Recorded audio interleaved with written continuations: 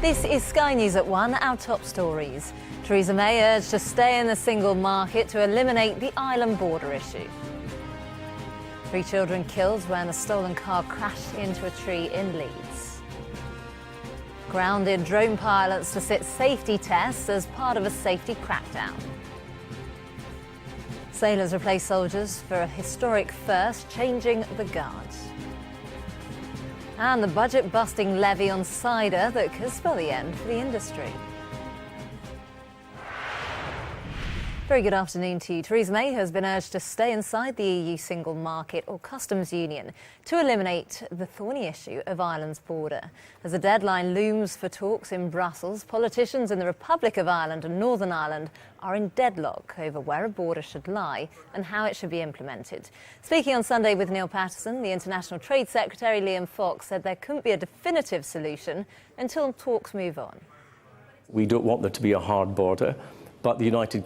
Now, and Darren, this is a bit of a sticking point for Theresa May because she just wants to get on and talk about trade. She does, and it is a real vexed issue at the moment. It's more than important, very important, that they do move on to the second phase of talks at that EU summit in mid-December. If it was left any later, it really would jeopardise the possibility of reaching a deal. OK, Darren, thank you. To the rest of the day's news now, and 3 children have died after a stolen car crashed into a tree in Leeds. 2 15-year-olds have been arrested and taken into police custody. The accident happened on Stonegate Road in the Meanwood area of the city. Sky's Sally Lockwood is on the line from Leeds for us. Yes, Rebecca, I'm standing at the police cordon at one end of this road, Stonegate, where the horrific crash happened just before 10 o'clock last night. Of course, now just 1 month before Christmas. OK, Sally, we'll be back with you a bit later on. Thanks for that update, though.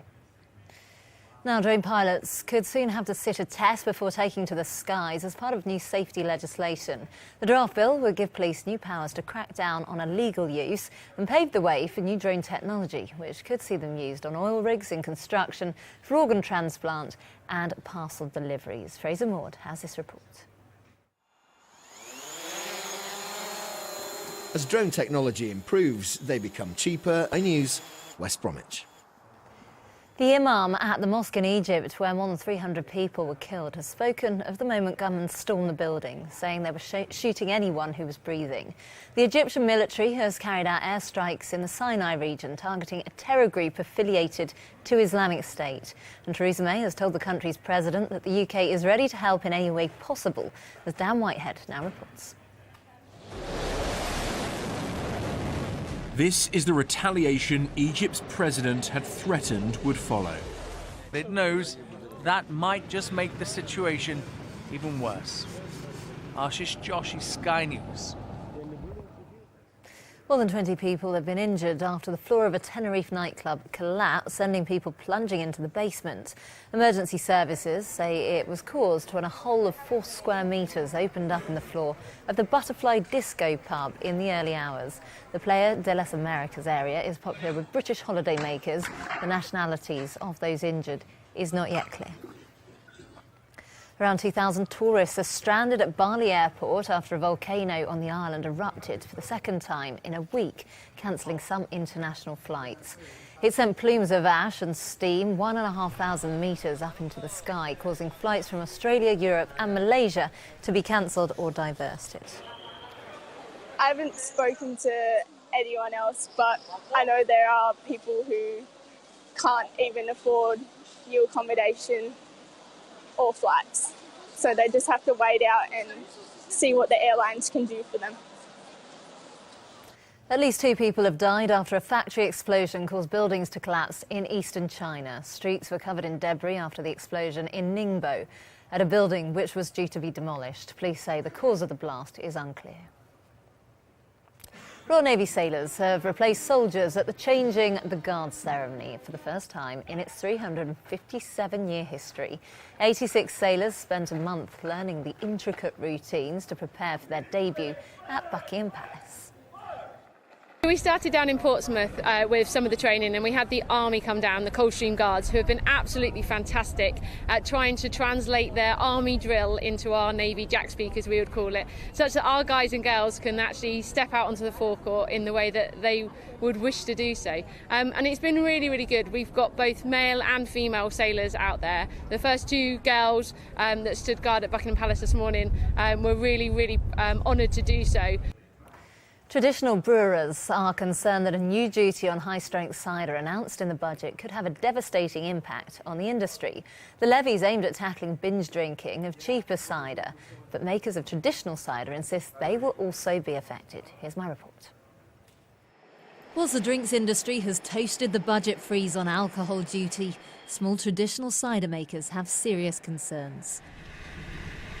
This week, the Chancellor announced plans for a new duty on high-strength cider, but some craft business owners who've been in the industry for decades are warning they could be badly affected by the legislation.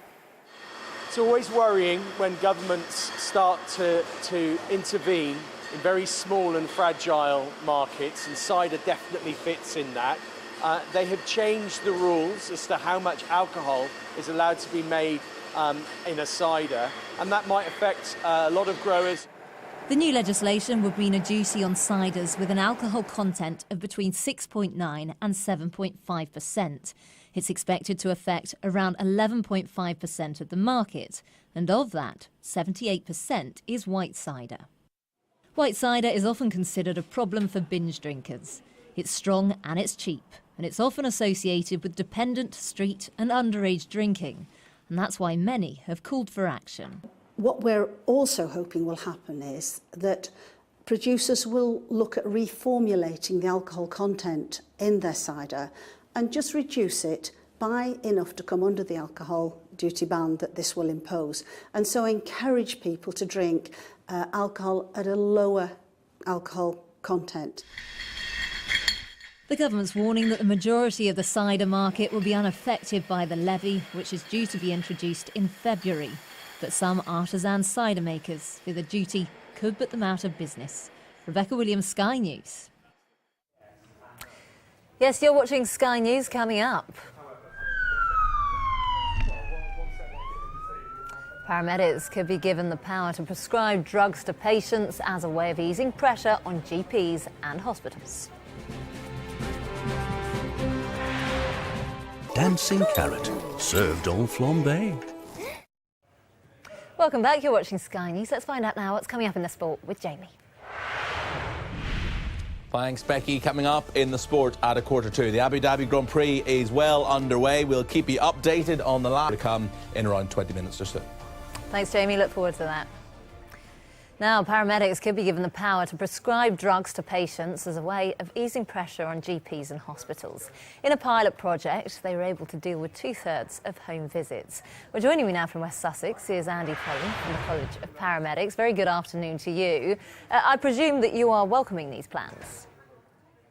We are, yeah. We have our profession is expanding greatly. We've got specialist and advanced paramedics working in a range of roles as well as their traditional role in ambulance services, and anything we can do to contribute to better care for patients, whether it be in primary care or secondary care or in the ambulance service, we absolutely welcome that. So how exactly would it work in practice then? With regards to the prescribing project, the proposal has been around for some years, and we've been working with NHS England on those proposals, and we're yet to hear the outcome of the judgment on that.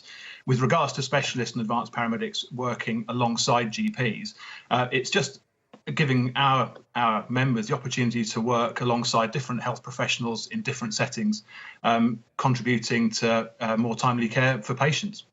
There has been a pilot. What were the results of that pilot? Did it work?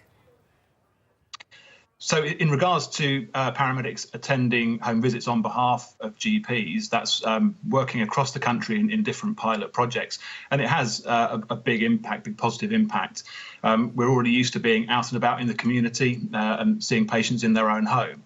So it's a natural extension of the role for paramedics. And we receive good feedback from GPs and other partners in that sector. I was very fortunate to be able to shadow for a day South Central Ambulance Service earlier on this year, and I was absolutely astonished about how busy they were. I'd say in a day, half of the calls probably were real emergency calls, the other half maybe not, things like urine infections. How will they manage this on top of the workload that they're already struggling to complete? So it's important to understand that those paramedics who are working in the ambulance service may start in the future engaging in rotational models or shared workforce models, but actually paramedics are being employed directly by GP surgeries and GP federations and in hospital settings as well. So it's not about spreading the ambulance service more thinly, it's just about different practice settings and different ways of working, which is very much in keeping with the vision for the future for the NHS.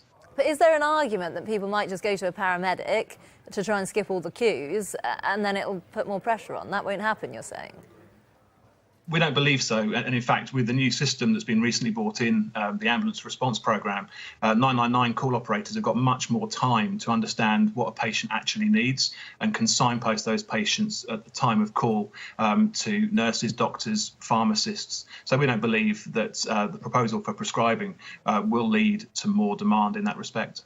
And how will it work? Because obviously there's different symptoms that people have. Will they be in charge of prescribing medicines for less serious conditions or a wide range? It all depends on the practice setting that we're talking about. I think in the ambulance setting, prescribing would be quite limited. Working in GP practices, we have colleagues up and down the country already working in GP practices, doing on-day visits and seeing patients who come into the practice on day.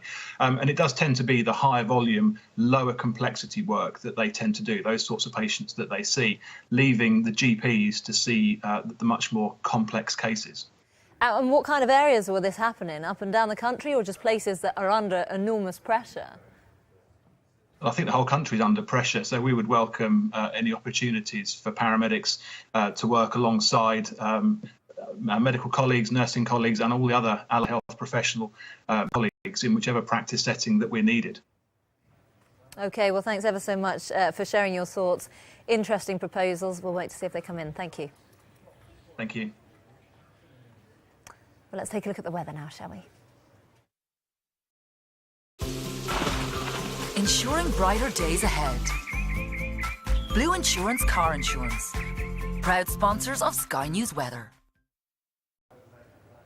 We've got wintry showers over northern and western parts and more general rain and mountain snow heading into the north. For now, eastern Britain will be mostly fine throughout the middle of the afternoon, while western parts will see a scattering of showers, wintry on northern hills.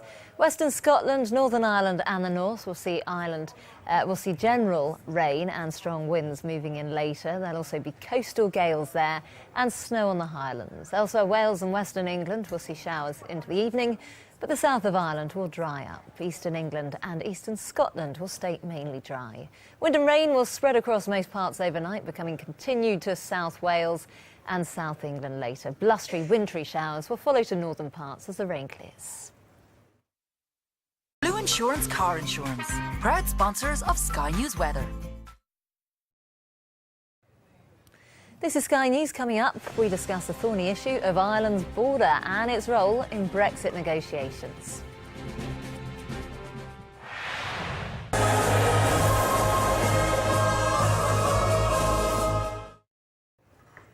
You're watching Sky News. The top stories. 3 children, including a 12-year-old boy, have died after a stolen car crashed into a tree in Leeds. Theresa May has been urged to stay inside the EU single market to eliminate the Ireland border issue. Drone pilots could soon have to pass a test as part of new legislation to regulate their use.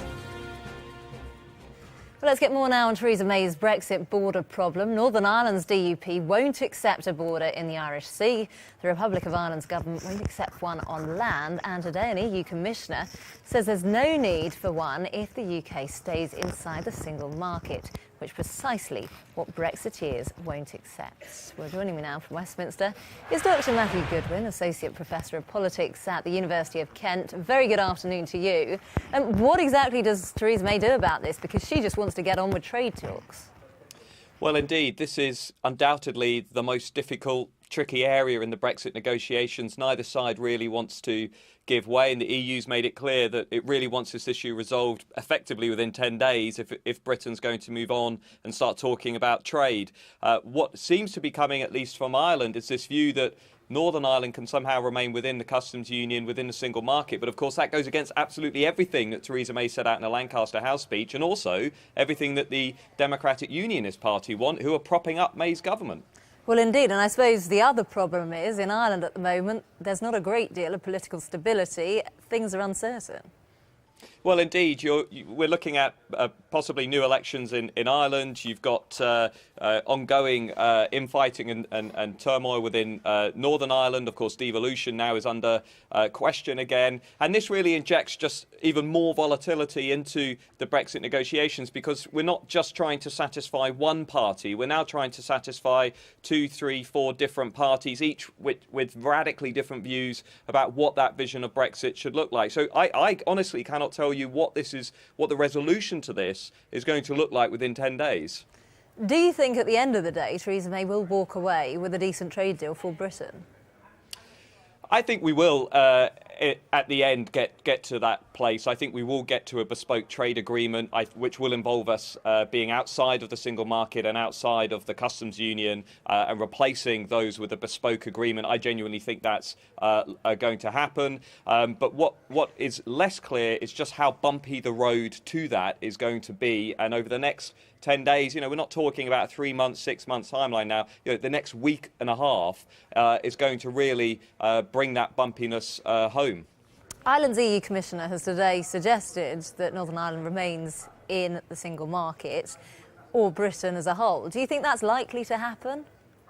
No, I don't think that's likely to happen. I think, in a way, the statement was that politicians in Westminster are not understanding the costs of leaving the single market. I think you could probably fire back at that and say perhaps the Commissioner is not understanding what led to the vote for Brexit in the first place, which was, for most Leavers, a clear desire to leave the single market, but crucially that issue of free movement of people from the European Union, which once you leave that, you're effectively out of the single market by proxy. So we are going to head into a Brexit vision which involves us being outside of that. And of course, we're then going to have to somehow resolve this border issue in the next 2 weeks in a way that doesn't involve the imposition of a hard border.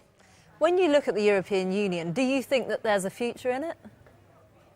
I think there are many challenges facing the European Union, more than just a handful of challenges. The big ones, obviously, the ongoing lingering refugee crisis. Economic growth is still very fragile. Southern Europeans are certainly not feeling this talk of a resurgence of optimism in the Eurozone. We've got big elections next year in Italy, Sweden and Hungary, all of which are quite volatile, actually. The Italian situation is very interesting, a rocky financial market against a backdrop of five-star and openly populist movement, which is #1 in the polls. So I think there are lots of challenges facing the European Union, and Brexit is one of them, but it's not perhaps the most important. I think the European Union still has a lot of reform to pass if it's going to project that sense of political stability going forward.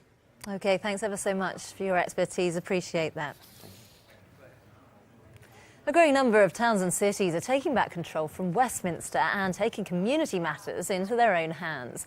The spread of localism means volunteers are running local services independent of central government. Sky's Mike McCarthy visited the Yorkshire Dales to find out more.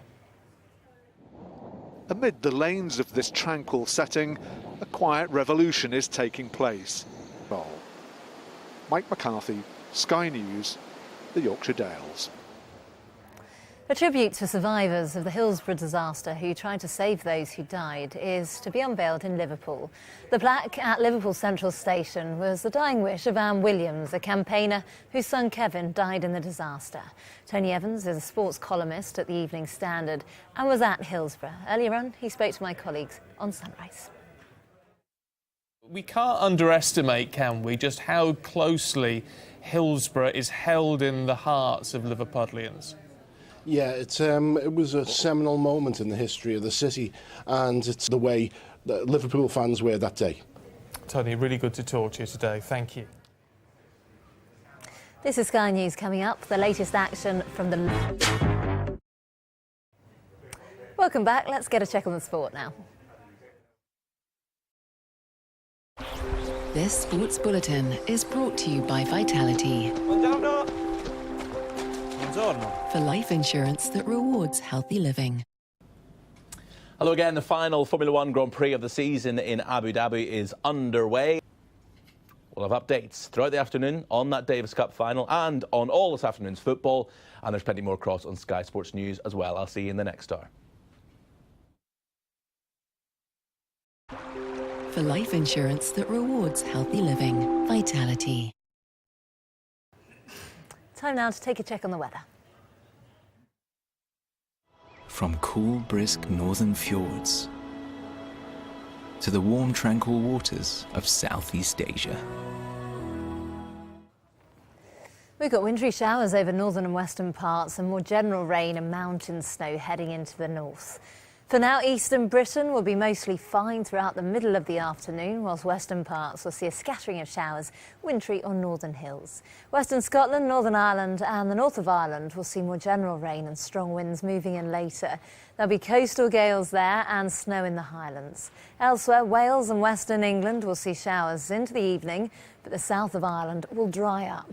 Eastern England and eastern Scotland will stay mainly dry. Wind and rain will spread across most parts overnight, becoming confined to South Wales and southern England later on. Blustery wintry showers will follow to northern parts as the rain clears, and it'll be less cold in the cloudy south, frosty over Scotland with a risk of ice. Southern Britain will see early rain and coastal gales, mostly clearing during the morning, leaving most places with a scattering of potentially wintry showers. The weather, sponsored by Qatar Airways. You're watching Sky News. Coming up, move talks on, then we'll solve the Ireland border problem. Trade Secretary Liam Fox puts the pressure back on the European Union. Of course, Theresa May, there are calls on her to pull England and Britain out of the single market. More on that coming up after the break.